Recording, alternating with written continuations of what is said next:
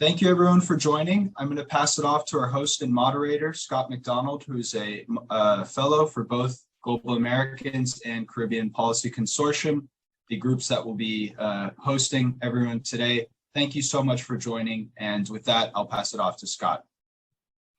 Good morning. Welcome. This for the Global Americans and Caribbean Policy Consortium webinar on Caribbean energy security. It's a pleasure to be your moderator today, and it's a pleasure to be a research fellow of both institutions, the Caribbean Policy Consortium and Global Americans. I do also have a daytime job, I should mention. I'm the chief economist for Smith's Research and Gradings.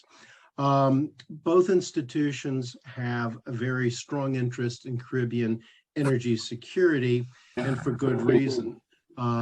It's a very important issue. It's not going to go away. One last thing I'd like to do is also to thank the Open Society Foundation for their generous support for the program that the Global Americans is working on climate change in the Caribbean.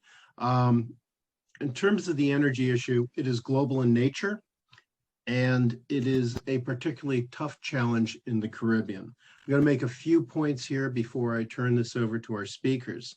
Adequate energy has been a critical issue through, I would say, for a long time in the Caribbean. If you're in a place like Puerto Rico, the issues of energy usage, energy generation, distribution, sustainability, reliance come in very important. Hurricane Maria hit Puerto Rico 2017, and problems were extended throughout the next several years with an adequate energy supply, reliable supply. And the issue was revisited this year with Hurricane Fiona's damage. Other issues that sit here that the energy issue filters into trade issues. Certainly anyone following international relations, you can see where the Russo-Ukrainian war, which started in February this year, had a major impact on rising fuel prices. And those also filtered into inflationary pressures on food and other areas within the Caribbean. Critical point for the Caribbean going forward is how do we adjust with energy security programs? It's one of the sort of fun facts that comes out of this is that probably 90% of energy needs throughout most Caribbean countries still comes from oil. That's a huge vulnerability in terms of national security for the entire region. Some countries are running in the other direction, which we'll hear about from our distinguished panelist, but it is a huge issue. And it also goes back to issues of looking for alternatives, biomass, geothermal, wind, and solar, and it goes back to sustainability and resilience. I think the big issue I want to stress, or the big word I want to stress before I turn things over to our panel, is the word security. I did have the pleasure last night of reading through Tony Bryan's and Ivelaw Griffith's most recent pieces in a wonderful book on Caribbean security. The word security is very broad gauged. It's gone well beyond the Westphalian concept of let's put an army in the field and defend national borders, but it includes everything from cybercrime, but also to climate change issues, which we are definitely sitting front and center dealing with. The four panelists we have here today are wonderful. I've had the good experience of working with two of them very closely and having met in the flesh at least one of the other. But it's a great panel. Tony Bryan, who will lead off. I would say, to put it mildly, I could be here all day reading his resume, but Tony is a leading scholar on regional security issues in Central America and the Caribbean. He is an amazing encyclopedia of information on energy in the region. Tony has directed the Caribbean Studies program at the North-South Center, University of Miami, and he is a Trinidadian through and through, a proud Trinidadian. Ivelaw Griffith is a fellow at Global Americans. I should also mention that Tony is also a co-chair for the Caribbean Policy Consortium. Ivelaw Griffith is a fellow of Global Americans and the Caribbean Policy Consortium and former vice chancellor at the University of Guyana. He also served as an executive in residence at the University of Albany, SUNY in New York, and 9th president of Fort Valley State University in Georgia. In his spare time, Ivelaw has written quite an extensive catalog of books dealing with Caribbean security issues, and he certainly is definitely a top expert in the field. Our third person who's on the panel is Legena Henry. She is a Global Americans Caribbean Fellow. She's a lecturer at the University of West Indies, Cave Hill. She is a mechanical engineer who specializes in renewable energy. She researches sustainable energy sources in the Caribbean, such as biofuel from sargassum, seaweed, ocean terminal energy conversion, there we go, and wave energy. What I really liked was her most recently published IDB technical note, which has the wonderful title of Experimental Evidence on the Use of Biomethane from Rum Distillery Waste. I want to know how that worked its way in there. And sargassum seaweed as an alternative fuel for transportation in Barbados. So we're pleased to have her on board. And last but not least is we have Ms. Anaitee Mills. So over 10 years of experience in international development, consulting for the Inter-American Development Bank, World Resources Institute, and the World Bank. She's worked for governments in the Caribbean and Latin America.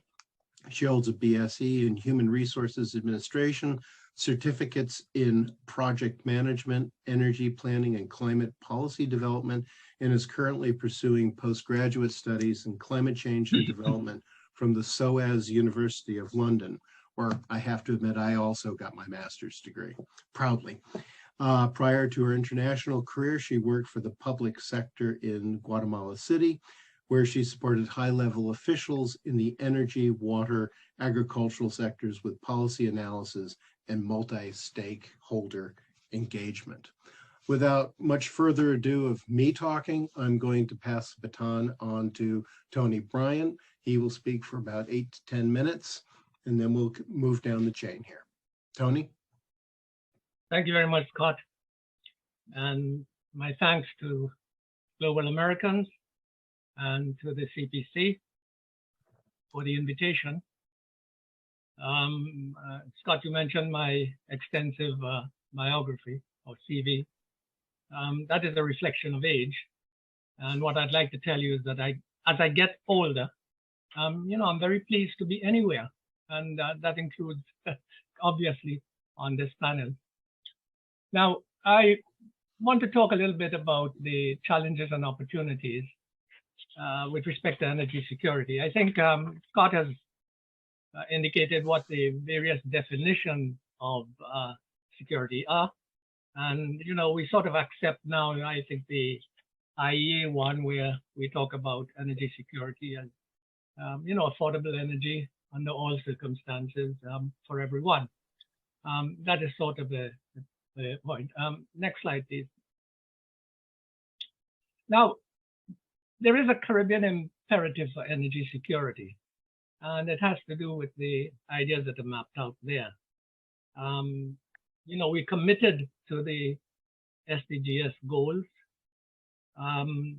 Climate change for SIDS really requires an urgent shift from fossil fuels to renewable energy. That's if we're going to achieve net zero carbon emissions by 2050.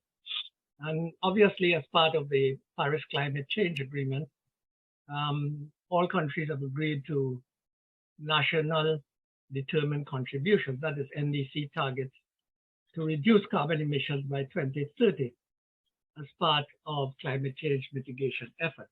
So the imperatives are clear, and the question is, how well are we doing? Next slide, please. If we look at the roadmap, I think it's indicative that we required, at least by, this is the CARICOM group of countries I'm speaking about now, to have at least 47% renewables by 2027. We've all completed national energy policies for transition and resilience. Jamaica was ahead of the game, having installed privately owned power generation plants in 2014. It's committed to 50% renewable energy by 2030. Barbados is committed, I understand, to becoming the first 100% fossil fuel free or carbon neutral state by 2030. Maybe Dr. Henry will tell us more about that. Guyana has, of course, its Green State Development Strategy that aims to replace the country's power supply with renewables by 2025. TNT may seem to be slightly behind the 8 ball because of its generous fossil fuel circumstances, but even there it's committed, I think, to net zero by 2050. Suriname is ahead in having a sustainable energy where 50% of the energy supply comes from hydro.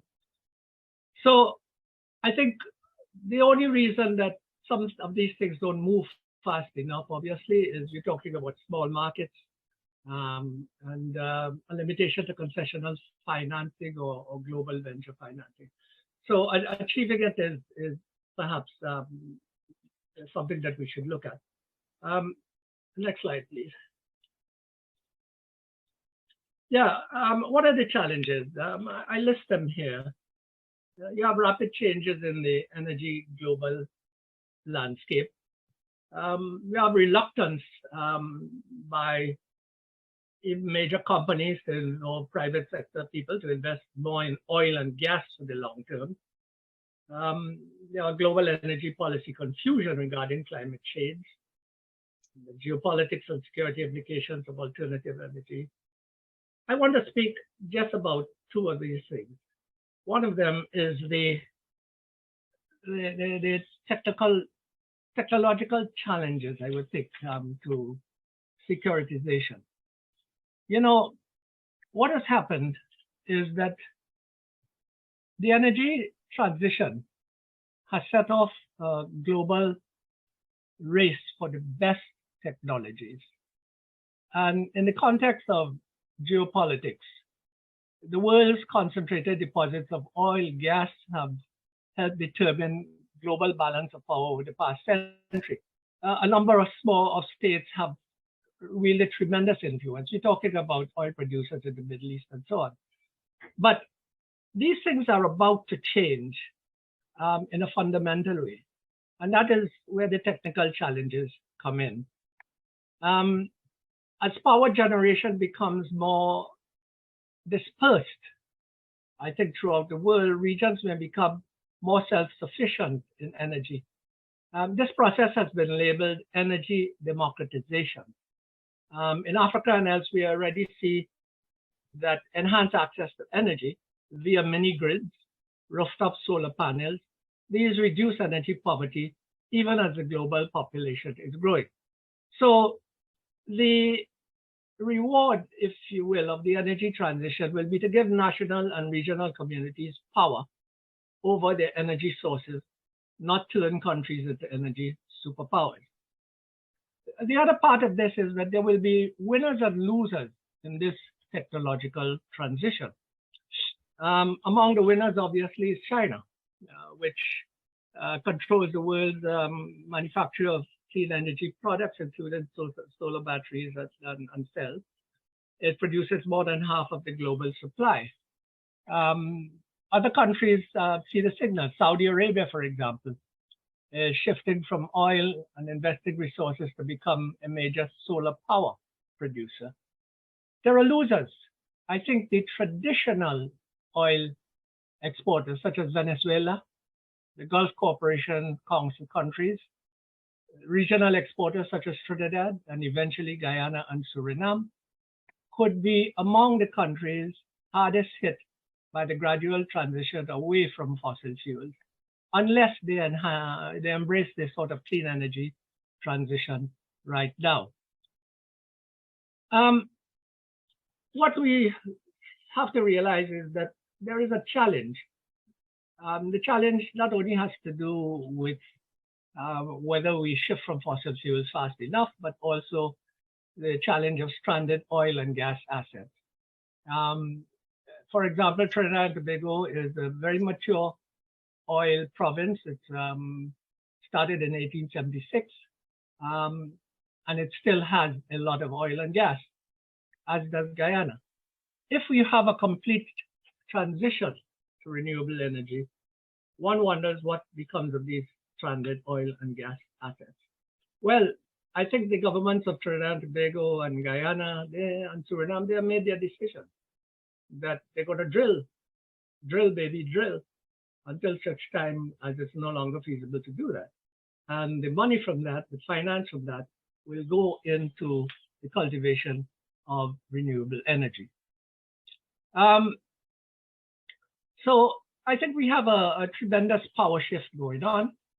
And it's something that we have to be very well aware of. Next slide, please.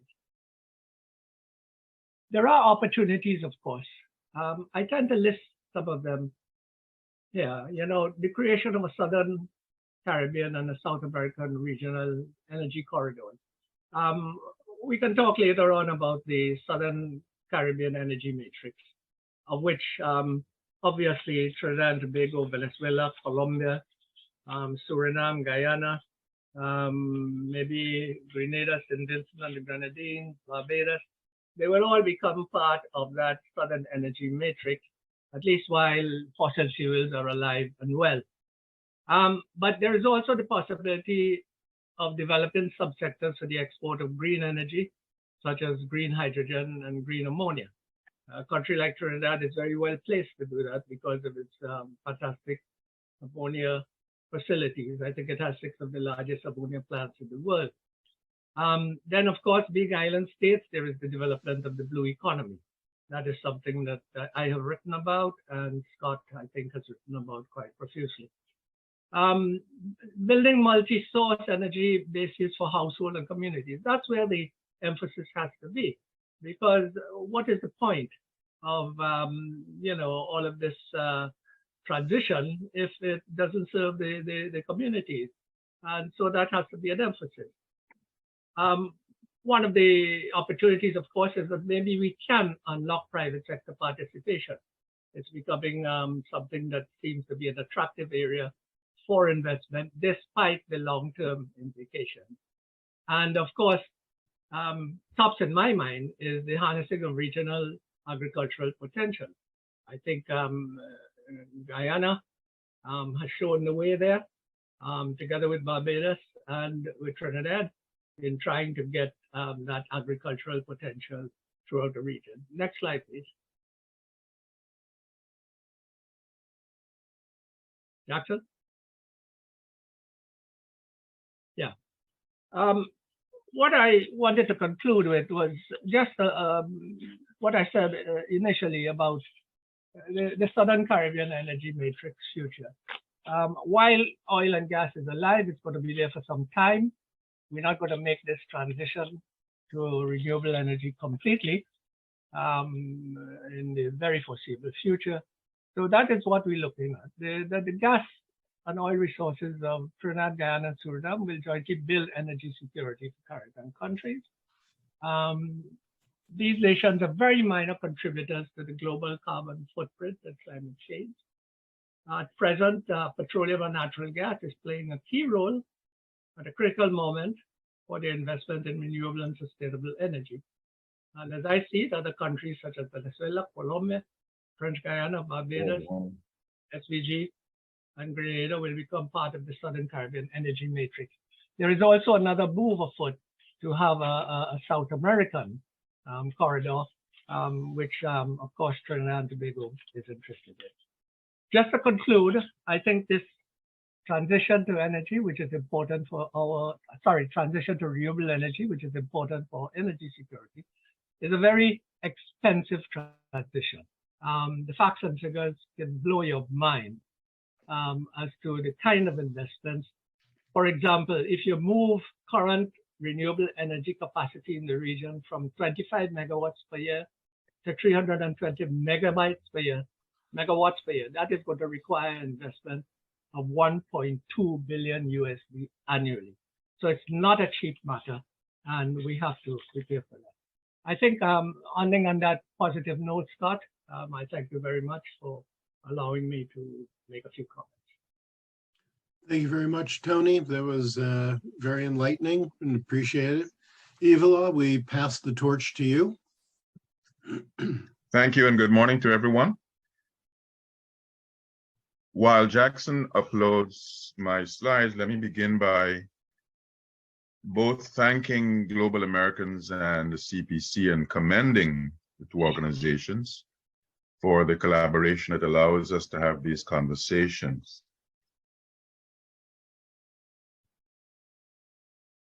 Both Guyana and Suriname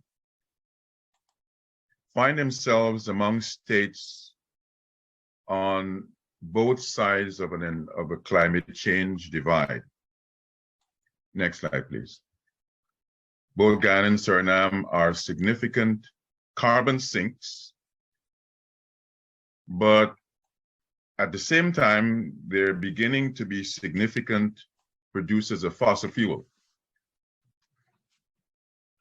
And it seems to me, therefore, that while it's important to remember the energy security conversation, the necessity for that conversation and actions to follow, it's also important to keep in mind the importance of having a conversation about environmental security. And so I'd like to spend my few minutes talking on that part, about that part of the divide, environmental security challenges and opportunities. I don't know, Jackson, if we're able to get the full slide, the full view of the slide. But for the conversation, I want to invoke a name that has been in the public space for quite a while. The first name, Donald, in the public space for quite a while. But the Donald whose name I'd like to invoke is not Donald Trump. Yeah. I want to invoke the name of Donald Rumsfeld. Rumsfeld was in the public space for quite a while and became infamous during the days of the Iraq War when he was Secretary of Defense of George Bush.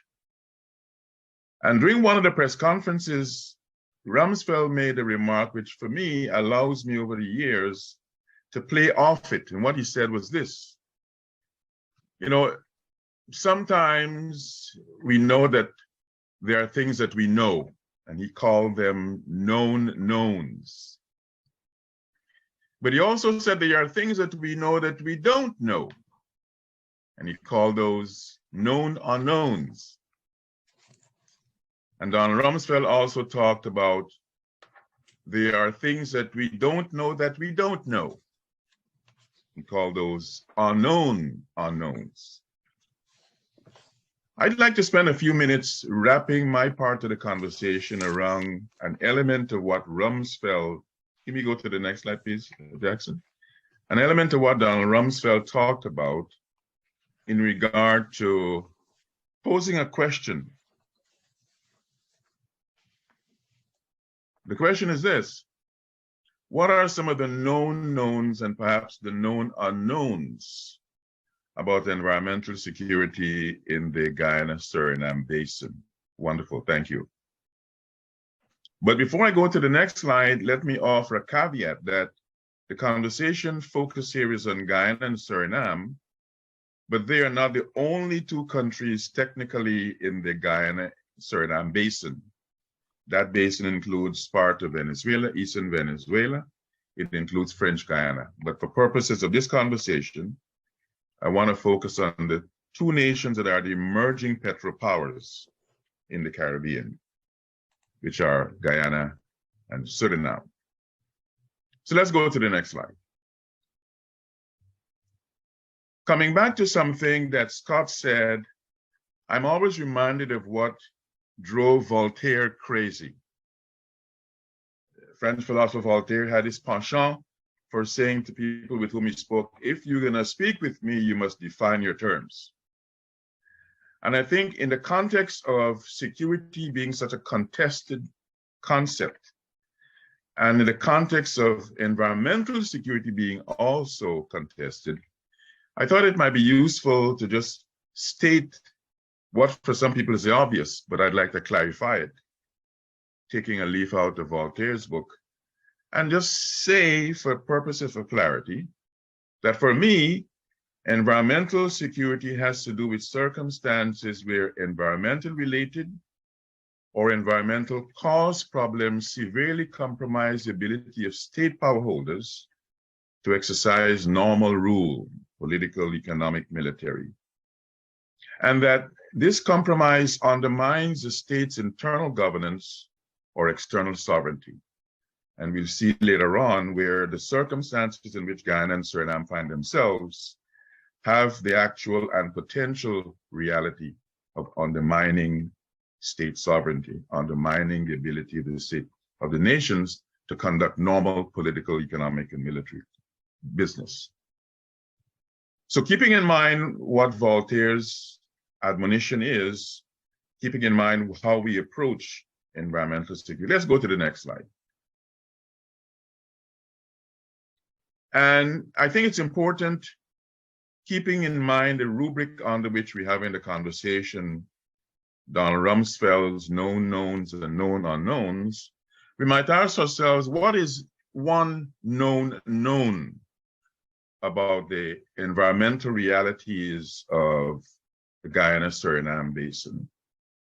And I would say that one of those known knowns is that both Guyana and Suriname are in what I call a wet neighborhood.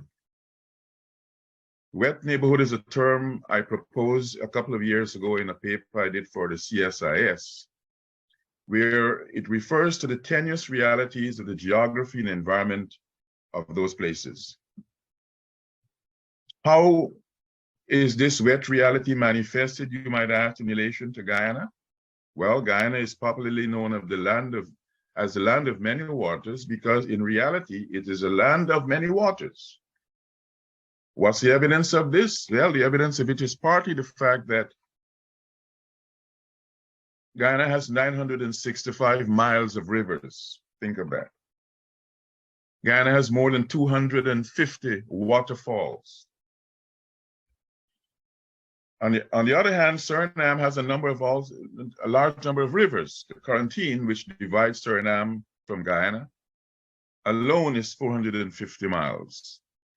But the wet neighborhood reality, this known reality of the Guyana-Suriname basin, also has to do with the fact that they're both heavily forested countries. 87% of Guyana is forested. 93% of Suriname is forested. As a matter of fact, Suriname has the distinction of being the highest forested nation in the world. What that means in terms of wetness, it means that those nations, their geography, their forestation, their Guyana Shield characteristics allows them to generate a significant amount of rainfall. The forest cover generates rainfall. The forest cover also regulates rainfall. And we come to see later on how that plays in to some of the other known knowns. So let's move to the next slide, please. What is a second known known about the Guyana-Suriname basin? Well, Guyana and Suriname face what I call locational vulnerability in relation to the capitals of those countries and where most of the people live. In the case of Guyana, Guyana has a 285-mile Atlantic coastline. But interestingly, a significant part of that coastline is below sea level. In some places, almost 6 feet below sea level. Suriname has a shorter Atlantic coastline, 217 miles. Popular in Guyana, but also in Suriname, is what is called a seawall. Guyana's seawall was built back in the 19th century, 1855, I think, by the British. But it has over the decades, over the centuries, been very poorly maintained. The seawalls, along with mangroves, are meant to be some of the main protectors of the nations from the Atlantic onslaught. But part of the vulnerability of Guyana and Suriname in relation to this Atlantic Ocean is the fact that some 80% of the populations of both countries live in villages and cities along this coast. The vulnerability has to do in part with the habitation of those societies. And so partly because of the locational issue, partly because of the rising sea level, partly because of the considerable amount of rainfall that is generated by the forest cover, Guyana and Suriname are constantly battling to keep the Atlantic Ocean at bay.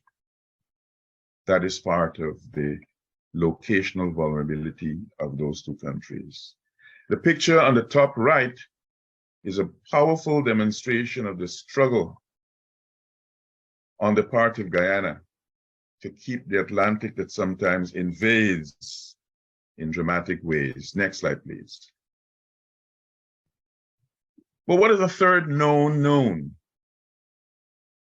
Well, global sea level rise aggravates the environmental security vulnerability of those two countries. I want to share with you a couple of sentences, maybe just one sentence, from the Union of Concerned Scientists report a few years ago. And it was that report was looking at the volume of worldwide water derived from the shrinking glaciers and ice sheets.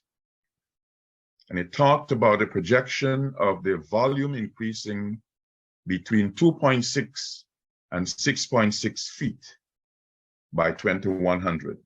The implications for those countries, Guyana and Suriname, that already are facing the ravages of the ocean. Implication of that sea level rise is something that we cannot ignore.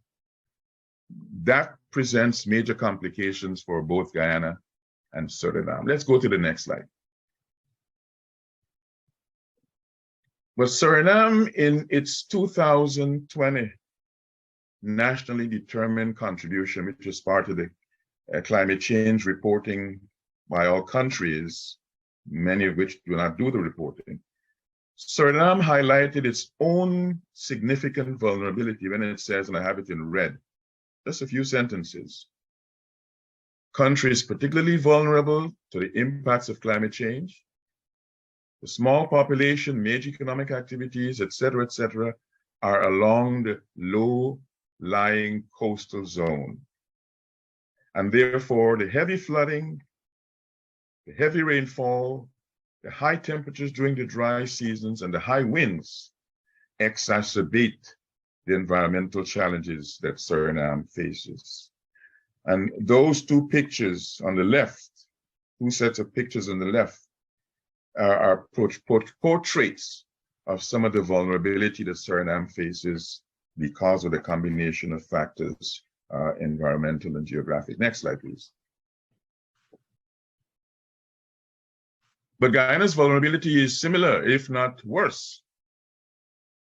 And the very Union of Concerned Scientists in their hot climate map said something of quite relevance to the conversation. It says, from 1951 to 1979, the sea level of Guyana rose at a rate 6 times the global average, around 6 times the 20th century average, or 3 times the 1993 to 2009 annual average.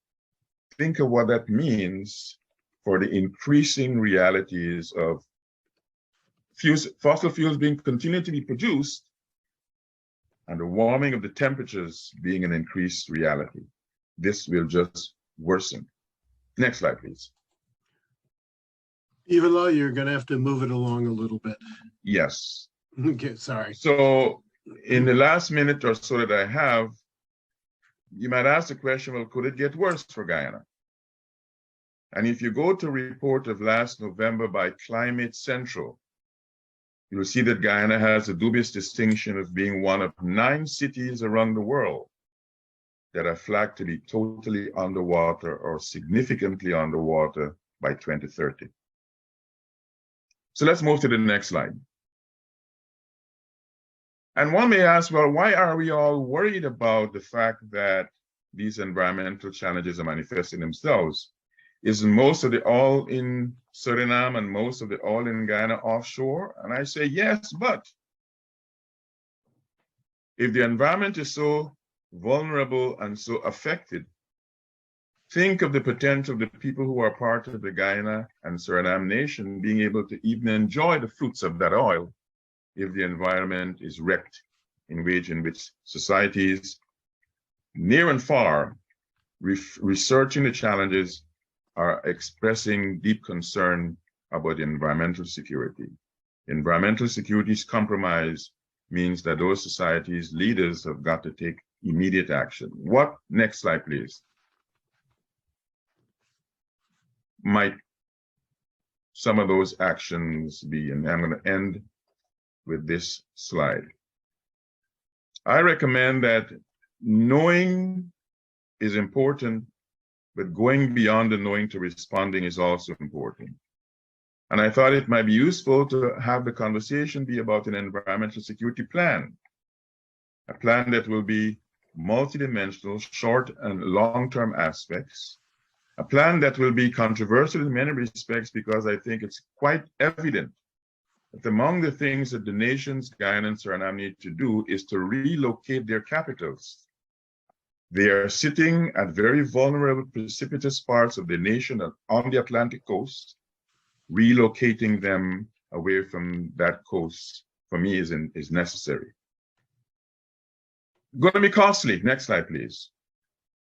But both Guyana and Suriname, particularly in Guyana, have the basis for some of the putting their own funding in the project to relocate and have a credible environmental security plan. And this is just a slide of the September 30 portrait of what Guyana's natural resource fund, its sovereign wealth fund, is. And the point of this slide is to say Guyana has the basis for contributing to that skin in the game, serving as collateral for the financing that it will get in enabling it to move beyond where it is to where it needs to be to strengthen its environmental security. So let's go to the final slide. And the final slide is really, I want to offer a contestation of what Daniel Yergin posits and many people accept as a known. It's a wonderful book. I suspect many colleagues in this panel will have read it, and I commend it to others who have not read it. Yergin says something there which has been true for many societies around the world, particularly the powerful nations. He said the main driver today is not energy security as in past decades, but climate and the mobilization around it. I argue that that proposition is not entirely relevant to the Caribbean. It's not entirely relevant to the Guyana and Suriname basin countries. I contend that both energy security and climate activism have to be drivers. It's not a case of one or the other. And I would end on the note that arguing both energy security and environmental security are important. It's not a case of one being a driver or the other being the driver. Thank you, Scott. Thank you, Ivelaw. I'd like to hand the mantle over to Anaitee.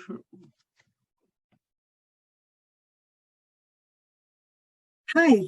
All right. Well, it's always difficult to be in this sandwich, I have to confess, with Anthony Bryan starting off so focused, and then Ivelaw making this beautiful presentation that begs a lot of thinking. So I'm going to try to keep it short so we can get into the discussions. I have taken a couple of notes that I would like to discuss with them. But something that I wanted to perhaps start with, I am in Jamaica. So our situation in Jamaica while similar in some instances with Trinidad and Guyana, are completely different. But I am also reflecting that many of our Caribbean colleagues and country colleagues are now in Egypt, attending the preparatory meetings prior the official start of the climate change conference, COP27. And the incoming presidency of COP27 has identified that this COP is going to be all about Paris Agreement implementation and the NDC's implementation, as Tony carefully started pointing out, that we do have, and all countries have, commitments that need to be implemented. And in that vein, as the main focus of COP27 becomes, covering these different considerations and different aspects of what is implementing Paris Agreement, including the social and economic development dimensions, the enablers of a just transition, the ambition and action, as Ivelaw also nicely closed with this premise of climate advocacy and activism, and also to allow for an on-time and at scale substantial progress in all aspects of climate action. We need to meet ambitious targets for reducing carbon emissions. We have to push a transformative agenda for adaptation and resilience, and that is responsive of the current and future impacts of climate change. And we have to think about how to appropriately tackle finance and technology transfer and trade, as you pointed out, Scott, at the beginning, to allow for an inclusive and principle-based transition that leaves no one behind. This is, as I always say, is a titanic undertaking for any country in the world.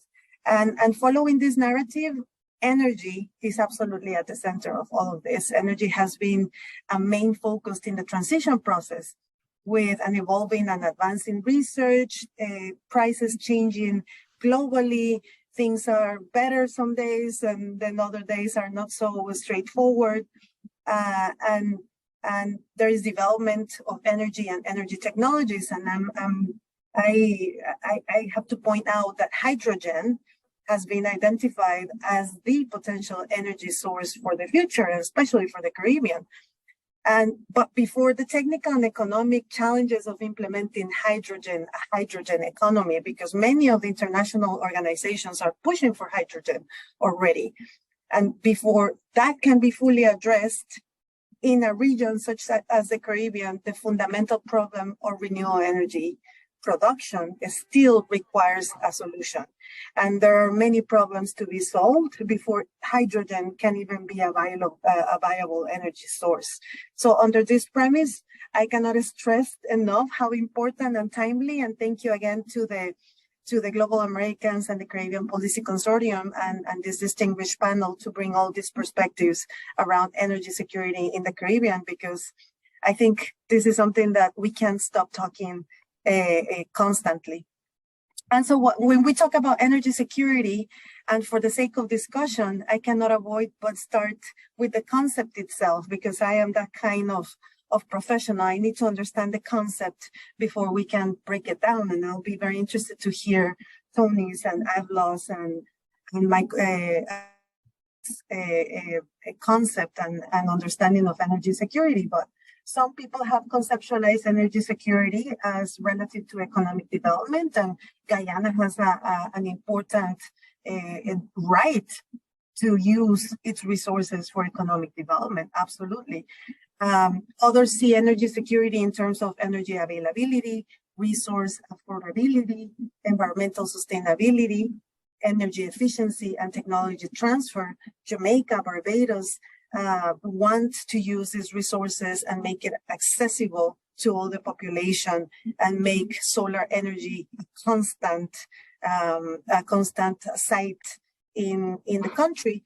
Another believes that energy security is more concerned about risks and vulnerabilities, whether caused by geopolitical events or national disasters. And we can all agree that the unfortunate experiences of neighboring islands when it comes to disasters and losing power and losing the entire grid for months, such as was the case of Puerto Rico as well, and Hurricane Maria in Dominica, and I'm already confusing hurricanes, but the point is that we have seen those instances in which we see neighboring islands losing power, losing production, losing health access and education because energy is the grid is down, and that's something that I think it keeps everybody up at night whenever the hurricane season is starting. So the truth of the matter is that for the Caribbean, perhaps it's all of the above. Everything that encompasses energy security is everything. It's economic growth, it's affordability, it's access, is vulnerability, is resilience, all of that. So I want to put the question on the table for the debate. So energy security in the Caribbean is secure for what and for whom? And I can understand that there's indeed the more we use the term energy security, or the more it's invoked, the less clear it is just what it is. What is it that is being secure? As a range of different interest groups use it to signify many often contradictory goals. The multiple meanings of energy security are an obstacle to clear thinking and good policy making. Tony mentioned global energy confusion regarding climate change. And we have, on one hand, our country people attending COP these days, pushing forward a position from AOCs, from the group of island states, and trying to get negotiations forward around adaptation, loss and damage, and resilience. And at the same time, we get back from these COP negotiations a global set of targets, set of direction and trends. And then how do we, and obviously as signatories to the Paris Agreement, our countries make the commitments, make the assessments, and say, all right, we're going to meet 50% of renewable energy by 2027, or 47%, as Tony mentioned at the beginning of his statement, CARICOM requirements of 47% by 2027 regionally, 50%, the Prime Minister of Jamaica mentioned 50% by 2030.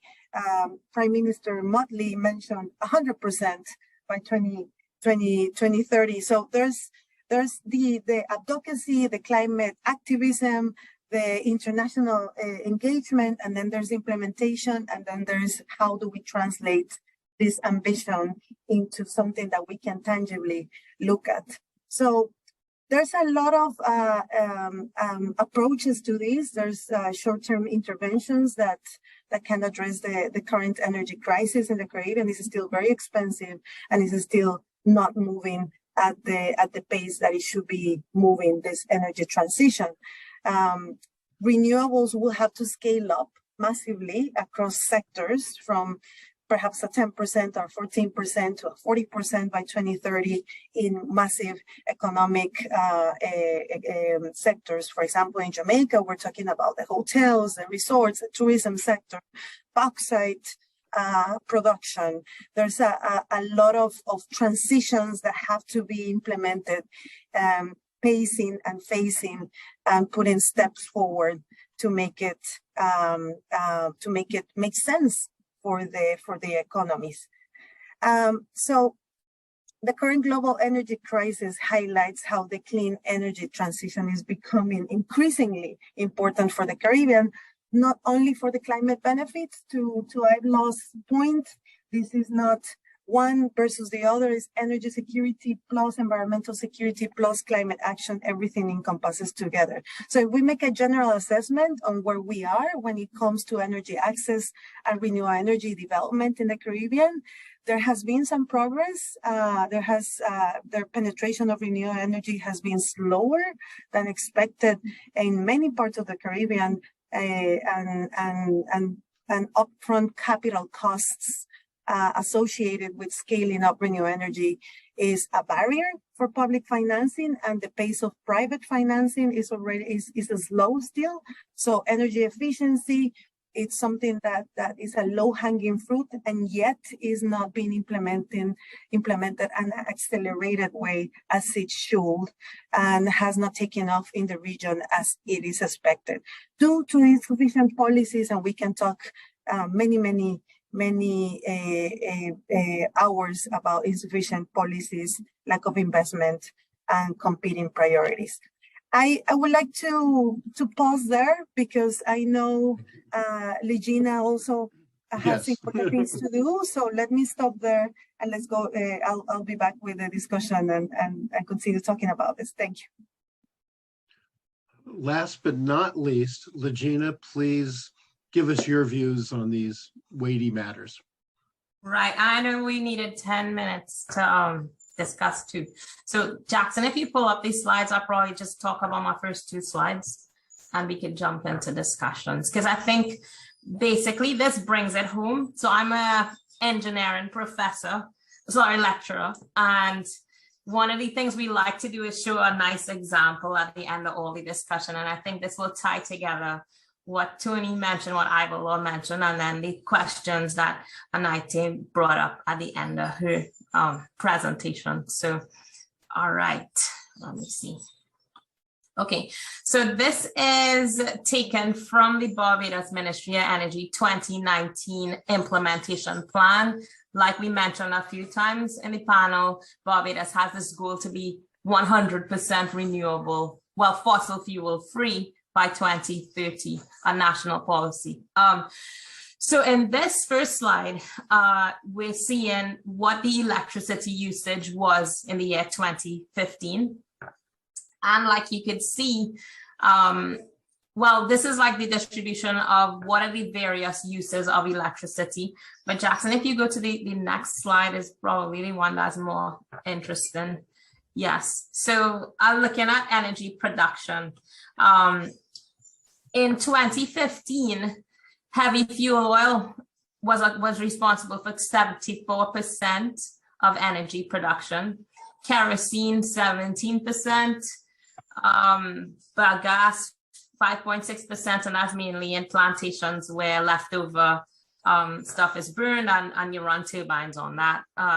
Then diesel was 2.2%, and then solar power 0.6%, a tiny sliver of the energy mix in 2015.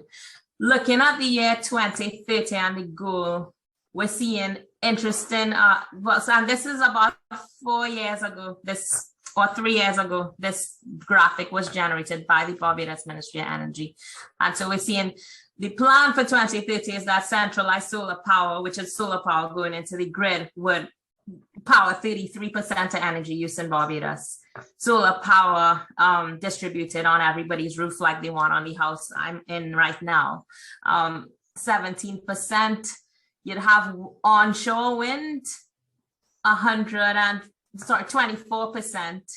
Offshore wind, 24%, and then biomass to waste energy, a tiny sliver, 2%. And so this is where I want to stop and make my comments, because when we talk at scale, because I think Ivelaw mentioned these changes are changes that have to happen at massive scales, and you think of massive budgets. And the final slide in this kind of points to some of the numbers associated with these transitions. But what I would like to point out too is when we look at the current grid being almost the majority of the energy production on the left of this graphic, you're seeing is powered by a liquid fuel or a fluid fuel, so either gaseous or liquid fuels.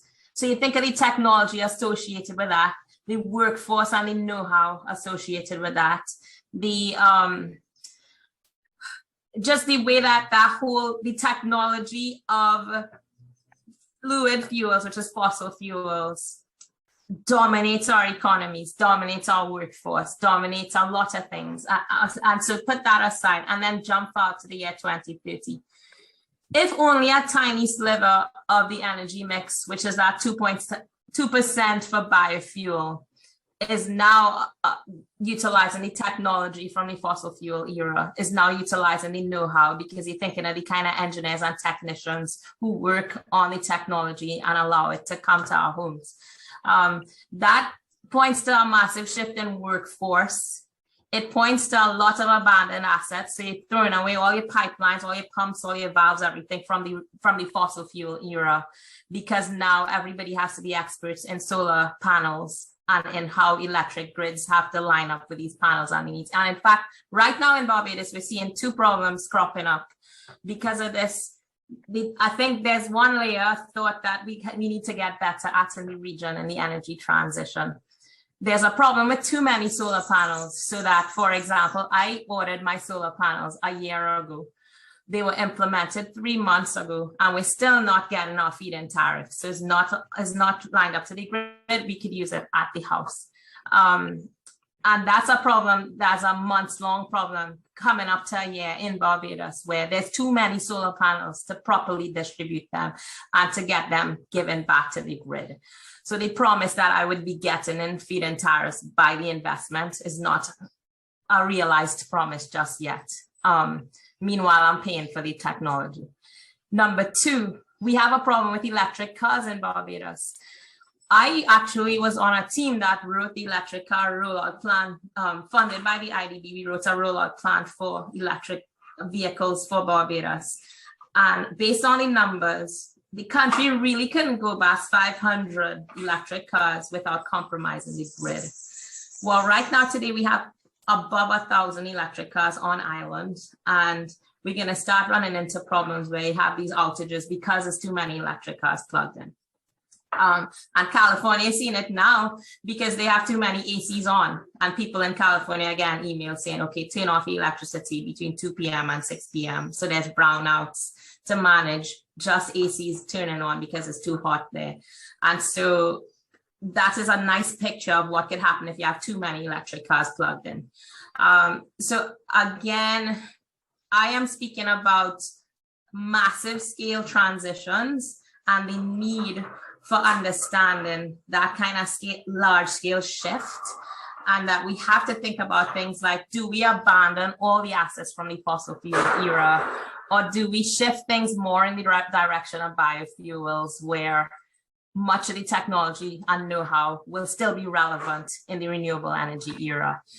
So I think that conversation is, you don't hear it enough, how important biofuels are in the energy transition at scale for our small islands, where all we know now is fossil fuels and the human resource is not there. So I would say when we think of the investments and we think about these shifts, we also have to think about how do we make it most practical, most sustainable, and most aligned to the principles of sustainability that will keep our countries secure. So when we think of energy security, I think one of the things we have to think about is sustainably transitioning in a way that isn't impractical. So again, I see all the wind. Another thing too is, I think somebody mentioned early in the panel about our small islands being massive ocean states and not so, I mean, for example, Barbados is 435 times more water than land. Trinidad is 70 times more water than land. Why do we think about onshore wind in the same way we think of offshore wind in Barbados? In my mind, we have so much ocean real estate. A lot of the energy should come from the ocean. And so, which is why Scott mentioned my paper on using sargassum seaweed as a biofuel. It's because our land is under the water. And so let's get our biofuel feedstock from there. And so we've been doing research and looking at and started commercializing this idea of sargassum as a biofuel feedstock. But I'm going to stop there. I think this is the gist of what I wanted to point to, is not just renewables in general. We have to think of how do we prioritize the renewables as we transition as a region of small states, small economies with massive assets already in fossil fuel applicability. So thanks. And now I'll allow us to jump into a very short discussion. Thanks, Scott. Thank you, Legena. That was great. I got one of the good things about a good seminar is that it leaves you wanting more. We have a little bit of time, so I'm going to use two questions, one of which comes from the audience. I mean, I could ask lots of questions here. The prioritization question was great. What for and for whom is energy security? That's also a fabulous question. We have a question from Patrick Duddy, who wrote, with the exceptions of Trinidad and Tobago and Guyana, which can largely fund the transition to RN with their own fossil fuel reserves, most of the Caribbean will have to find sustainable funding. Given the weight of energy costs for the region's GDPs, what do panelists expect the region to do for the transition without dramatically increasing taxes, the private sector, international investors? And what I'd like to do is to add to that, and since we haven't discussed this at all, but it goes back to the for what and for whom, should the US government be playing a larger role in terms of energy security in the Caribbean? And I'll like to start off with Legena, since you went last. We'll let you take a crack at those questions first. Okay, sure. So, I mean, again, I'll answer really quickly and from my context. So we are starting this renewable energy company, Alta UE Cave Hill. It's called Rum and Sargassum Incorporated. People could look it up with rumandsargassum.com. But we are using investments from GEF, Global Environmental Fund, and we're going through the regular application process. But I just spent some time in DC and went to the SBIR meeting, America's Seed Fund, where many people in the room had renewable energy ideas and were looking to US federal funding to fund seed demonstrations, proofs of concept in these 3-phase funding systems. And so I'm looking at a US version of my company using that avenue of the SBIR program, America's Seed Fund.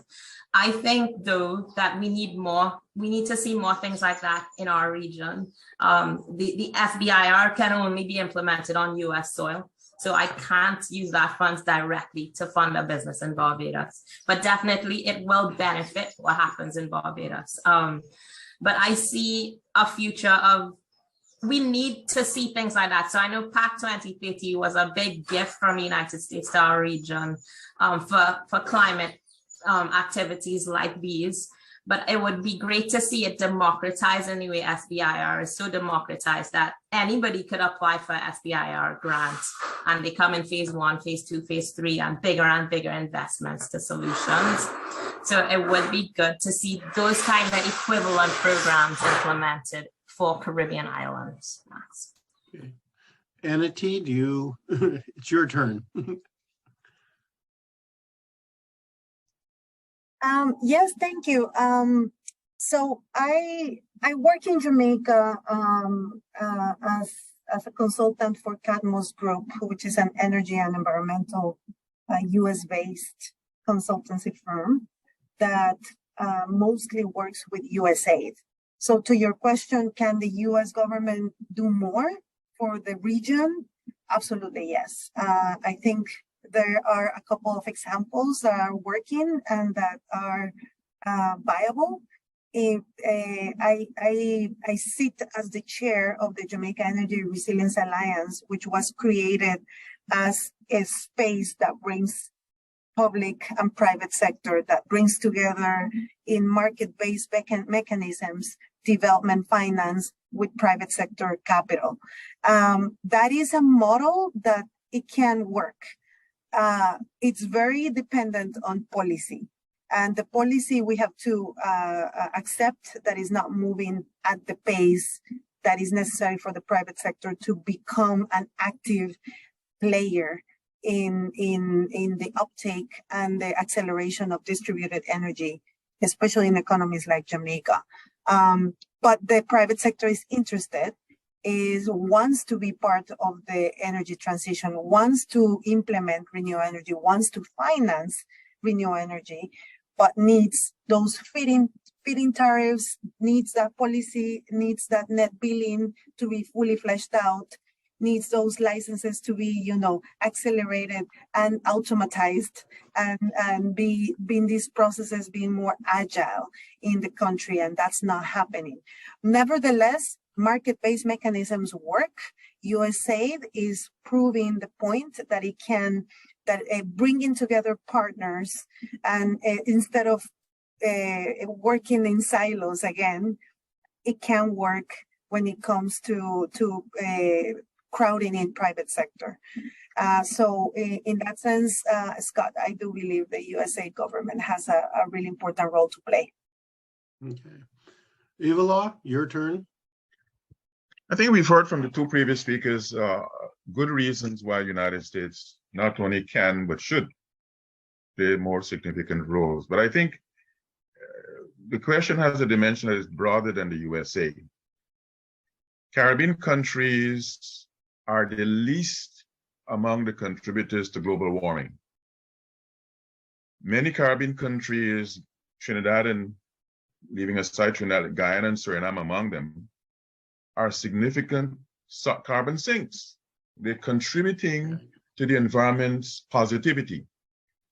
And I therefore think that the global community, not just the United States, has an obligation, keeping in mind that imbalance, least contributors to global warming, but also significant contributors to the carbon sink, dealing with the problem. The international community writ large has an obligation to help Caribbean and other small island states. On the first question, I think, like so many elements in this matrix, it's not a one-dimensional matrix. Private sector has to be in there. Government has to be in there. Non-profit organizations that have an interest in the environment have got to be in there. So it is not a case where there should be any fear-mongering or scaremongering among the citizenry of the region that this thing is going to cost you because of taxation. Governments have an obligation to spread the wealth and spread the pain. The pain has got to be absorbed by a variety of stakeholders: private sector, non-governmental organizations, international governmental organizations. Okay, thank you, Ivelaw. Tony?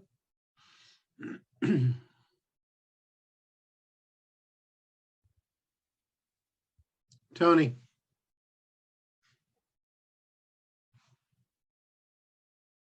You're muted, Tony. Right, okay. There he is. We're still referring to Patrick Duddy's question, right, on the financing? Yes. Okay. Well, let me try to tie a few loose ends together. The first of them has to do with just how can you attract finance? Where's the finance coming from? Anaitee talked about the U.S. interest, the same thing, Ivelaw. I go a step further. One of the causes is what I suggested a few minutes ago: confusion over energy policy. There's been a turn on a dime, let me put it that way, in recent times. Climate change is no longer the concern. It has been overtaken by cost of living, spillover on government, popularity, the agenda, that sort of stuff. It's taking second place. And when you have that kind of confusion, where is the finance coming from? That's the fundamental issue. Yes, we can expect that governments such as the United States, maybe the European Union, other places will begin to contribute to regions that really needs it. I mean, I talked about the expensiveness of trying to do anything at all. I mean, the figures are phenomenal if you're going to make this sort of transition. What I would offer is a little hope in terms of the international finance corporation. One of the best examples I've seen, and maybe Legena can tell us more about it, is the IMF. The IMF going with a trust fund initiative, providing affordable long-term financing for adaptation to economic risks associated with climate change. It offers, for example, interest rates to be paid back over 20 years after a grace period of a decade. And this was done by Mia Mottley on Barbados. Okay, Barbados intends to spend some of the money on water infrastructure, and the trust funds can be used for broader climate change resilience. So it differs from World Bank loans that are for specific projects. This is a much more generous sort of thing. Now, what I want to say is that Motley tried over the years to get this done. I have to think that the IMF has been dragged in, screaming in order to go along with it. But that is a significant change in my mind. It is a change that those kinds of institutions are going to become more and more aware of the need to invest, as it were, in climate change resilience. So that for me is a good gesture for the future. And that is in order to answer Patrick. I only hope that trend continues. But, just reflected on Ivlaw's things of the known knowns, unknown unknowns. One of the known knowns is that, energy policy is confusion now. It just is. And some of us predicted that. And it makes it far more difficult for us as a region to really find our way. I hope we can. But, I'm the eternal optimist. Thank you, Scott. Thank you, Tony. Jackson, how much time do we have? Do we have time for one more question? I think we do, Scott. All right, Scott, I just wanted to make a quick comeback to Anthony, and not precisely against him, but against the notion that there is confusion about climate change. I don't think there's confusion about the impacts of climate change and what needs to happen in order to reduce that. I do think that there is confusion and playing dumb, right?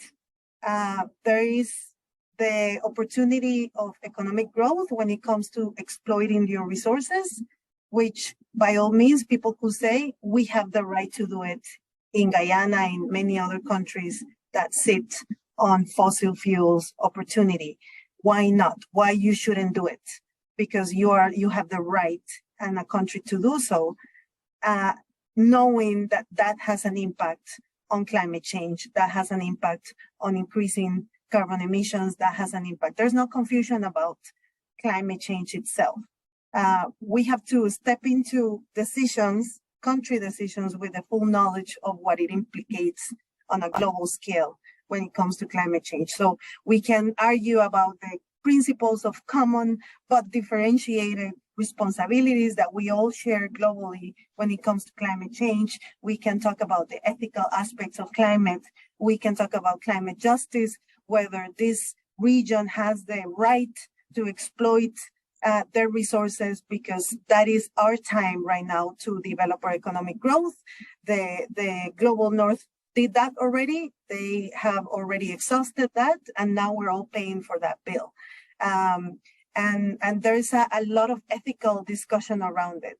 But I would like to stress there's no confusion about climate change. The science is very clear about the impact of increasing carbon emissions, and we have to recognize that as part of the globe of the world, we have a responsibility as well.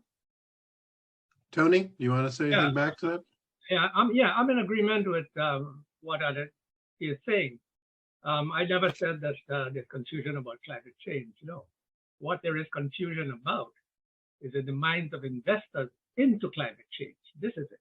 When you get these mixed signals, when you get companies pretending, I use the term pretending to be interested in climate change and saying that they're going to cut back on fossil fuels, when in fact they invested like hell, all over the world.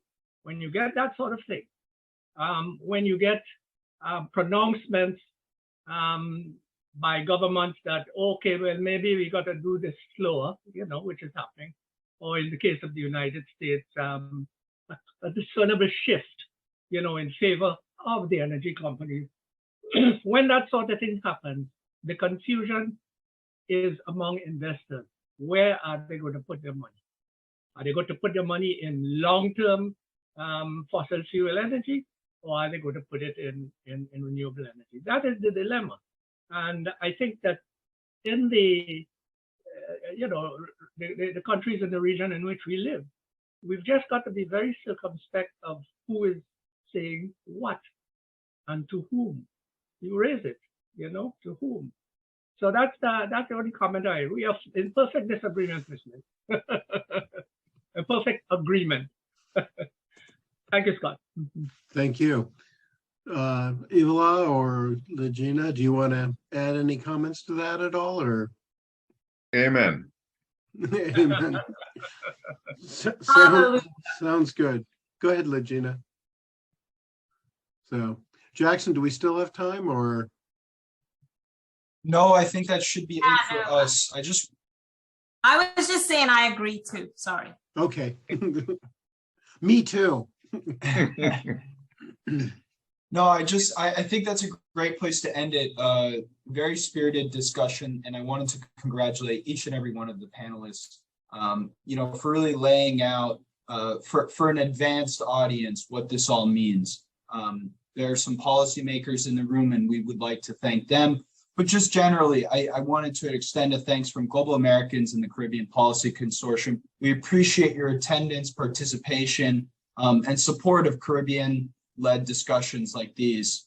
For similar insights, I would encourage everyone to check out our OSF-funded Climate Change in the Caribbean project. I'll put a link to that in the chat shortly.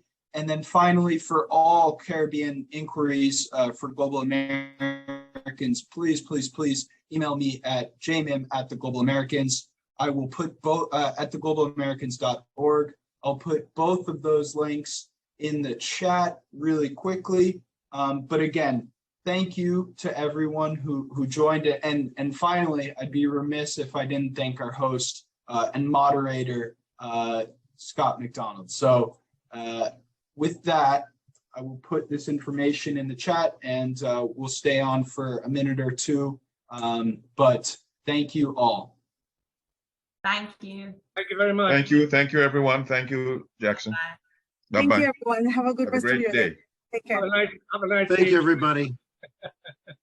Greatly appreciated.